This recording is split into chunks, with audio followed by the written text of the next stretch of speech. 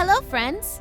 Oh, don't mind me. I'm just eating my dinner. Do you have a favorite food? What is it? Wow, that all sounds so delicious. Do you want to know what I like to eat? I have a hamburger here, corn on the cob, carrots, and what's this? It kind of looks like bread, but it's flat. You know what it reminds me of?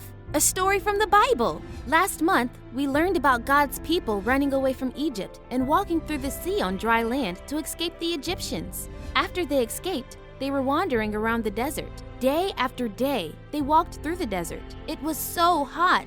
They were very tired and they were hungry. Have you ever been hungry and tired? The people complained to their leader Moses and told him they were tired and hungry. They even said they wished they were back in Egypt, even though the Egyptians were mean to them. But God was with the Israelites and heard them complaining. So God told Moses there would be food for the people. Moses was told to tell everyone there would be meat to eat in the evening and bread to eat in the morning. God told them they were supposed to gather only enough food for each day, and no more than that.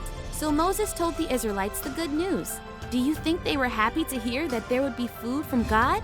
That evening, quail appeared on the ground all over the desert where the Israelites were staying. They were amazed. They gathered the birds and made a meal. The next morning, bread appeared on the ground. But it didn't look like normal bread. It was thin and white and tasted like crackers and honey. At first, they didn't know what it was, so they called it manna, which means, what is it? And even though they didn't know what it was, they still ate it. Even though God told the Israelites to only get enough food for one day, some of them listened, while others didn't listen. They got extra food to keep, and when they woke up the next day, it was rotten. Ew! Gross! The only day the people were allowed to get extra food was on the 6th day of every week. They were allowed to get enough food for 2 days so they could rest on the 7th day. God listened to the Israelites when they complained and took care of them. And do you know what? God provides for us too. He gives us what we need. It may not always be exactly what we want, like the coolest toys or cake for every meal, but God knows just what we need.